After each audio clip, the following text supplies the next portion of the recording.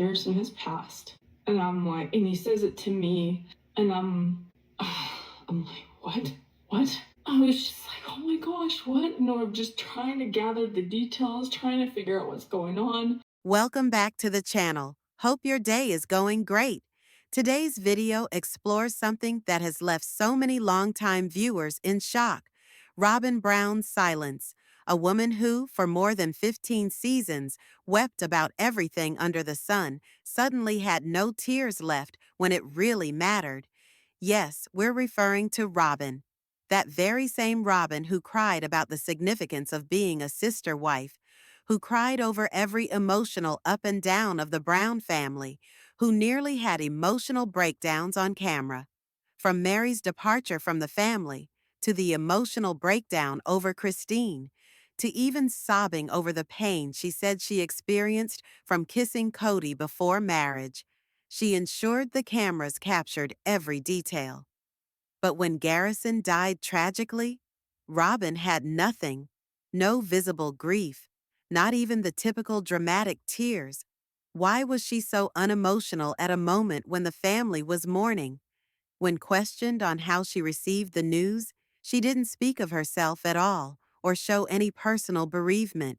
She only discussed Kody, how he was faring, how she needed to help him, how she needed to guide him through the grief. And this is where things become more profound. Robyn's coldness is not only odd, it betrays a painful reality. Robyn never liked Garrison, and that's because Garrison did something few were brave enough to do in that family. He told the truth. He looked beyond the illusion, beyond the carefully constructed facade of the family, and spoke out about the imbalance, the favoritism, the manipulation. Let's hold on a second here. If there's somebody from your own family who has passed away and you can't even pretend to grieve, what does that say? Garrison recognized the unjust time division, the unequal financial assistance, and the obvious favoritism Kody had for Robyn. He knew that his father was ignoring his duty to the rest of the family in order to appease one wife, Robyn, and he wasn't afraid to voice it aloud. This made Garrison threatening, not to the family, but to the reputation Robyn and Kody went to great lengths to maintain. Recall the COVID rule incident? Garrison just asked Robyn a question. One question. But that was enough to trigger decades of anger from her. For 4 years, she used that moment to portray herself as a victim, constantly complaining about being blamed, targeted, and misunderstood. And what did that cause? It escalated Kody. Because if Robyn did cry, Kody needed to play hero. The narcissist that he was required to save his damsel in distress from the evil Garrison. The son who wouldn't play by their script. With me still? Here's where it gets even more extreme. Robyn and Kody didn't hate Garrison. They feared him. Why? Because Garrison called out the act. He recognized the family wasn't working. He had the courage to say it aloud. And in doing so, he put not only their personal story, but their show, their livelihood, their brand at risk. Robyn herself has said they needed to defend their jobs. And to them, Garrison's candor was a threat to everything they'd established on television. Gabriel and Garrison, however, would not continue to pretend. And although they remained silent because of respect for their moms, Janelle and Christine, after Christine turned her back, it empowered them to speak out as well. And they did, loudly, clearly, publicly. Garrison, especially, called out the hypocrisy. He pointed out the mistreatment, the unequal emotional investments, and the pretense of togetherness. That sort of truth-blasting destroyed the foundation of the Brown family's public persona. But Kody and Robyn? They couldn't handle it. They weren't mourning Garrison. They were defending their side of the tale. So when Robyn finally got the opportunity to speak something significant about Garrison's death, she remained silent because the truth he bore was too much for her to accept. And perhaps, at some level, she knew that truth had always posed her greatest danger.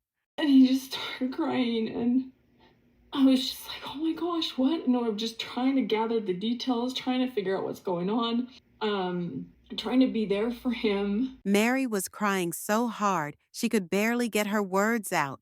She was completely heartbroken as she spoke about it. The news had devastated her. She described it as one of the worst experiences of her life, hearing that one of their children had died, and it was crystal clear how deeply Meri cared for Garrison. You could see it in everything she did. Her love for Garrison and her loyalty to the family were undeniable. The moment she heard, she dropped everything. She first went over to Kody and Robyn's place, but eventually she left them behind and went to be with Janelle. She brought food for Janelle, stayed by her side, and supported her through it all because she loved Garrison that much. When Meri got to Kody and Robyn's, she comforted Gwendolyn. Meanwhile, Kody and Robyn didn't even bother going to the scene. Kody didn't go meet Janelle. She had to handle everything alone, coordinating with the police by herself.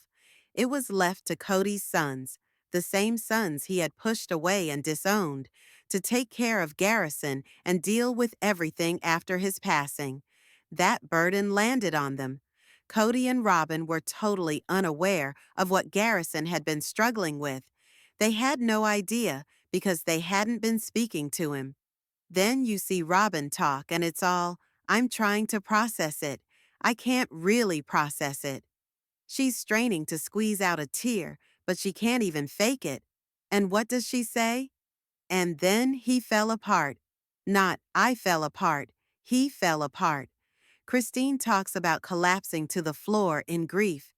Janelle shares how she cried while speeding in her car, desperate to get to him even though he was already gone. And Robyn? She just says, he fell apart. It's like she can't even bring herself to pretend to care.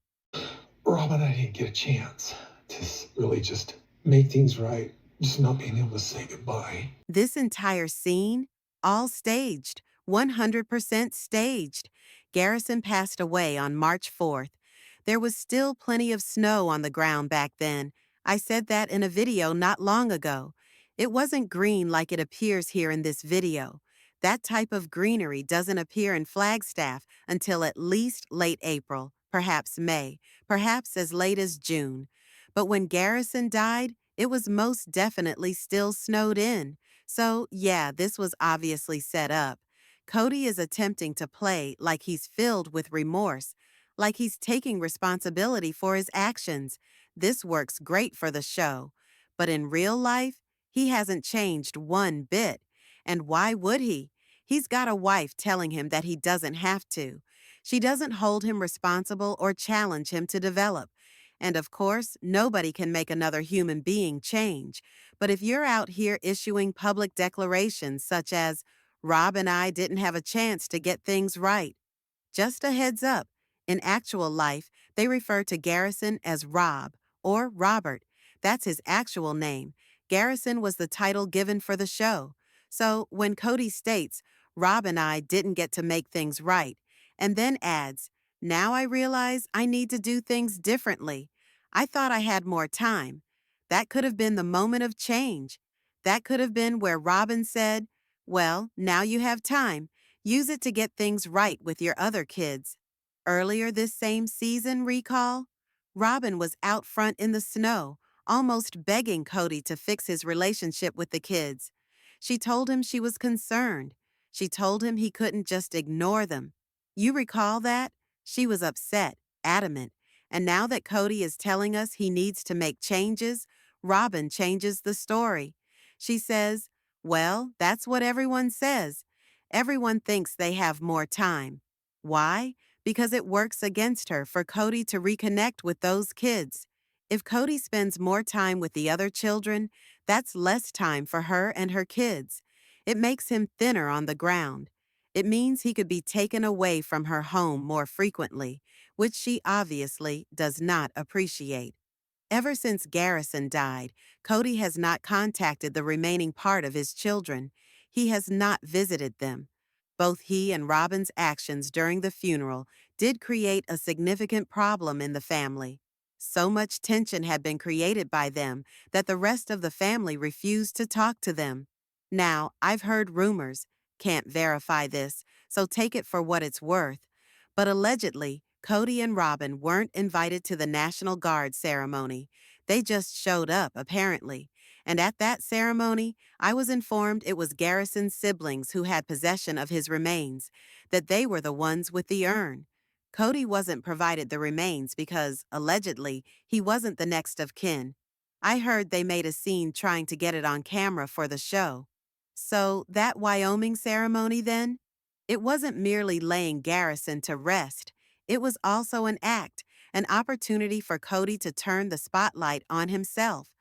This attempt to make it all part of the show is said to be a major contributor to the rift that's occurring within the family.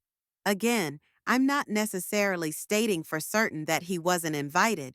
I don't know about the entire situation with the National Guard, but it had seemed strange that he was even there.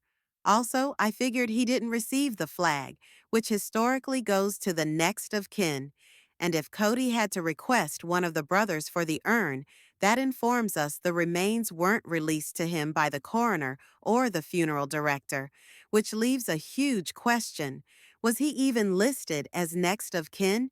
Was he even on Garrison's birth certificate? I don't know, but the thing is, Robyn gives him an easy way out. Rather than urging him to make things right with his children, she simply silently cues that he doesn't have to. She doesn't say so directly, but her silence conveys it. And it's still Torture. the what could have been. Yeah, they're torture, I know. I think they just help the mourning process. Why? It's just who you are. Makes me. What particularly struck me throughout that highly produced conversation between her and Kody was the manner in which she persisted in laughing at the most inappropriate moments, completely inappropriate-like. Kody was making this really profound, serious comment about his son, about what he could have done otherwise, about the what-ifs. What if he'd made things right with him? What if he simply spoke to his son? And she says, well, you're just the type of person who'll get hung up on the what-ifs, and then laughs. I have no idea why she thought that was funny. It seemed really off. Some individuals do laugh when they're uncomfortable. Others laugh when they simply don't take things seriously. And then later, when Kody is still reeling from the regret of what he didn't do, she interrupts with, thinking about what he could have had. That description, what he could have had, seemed to me peculiar. Was she saying that Garrison had lost out because he never apologized to her? Because he never made up with her? That's what it seemed like. And through it all, you'll see, she never once mentions her own sorrow. She doesn't comment on Garrison at all. She's just concerned with Kody, seeing him mourn. Because to Robyn, it's not about Garrison not being around. It's about Kody not being happy and how that makes her feel. That was the impression I got the whole time. To me, it's horrible.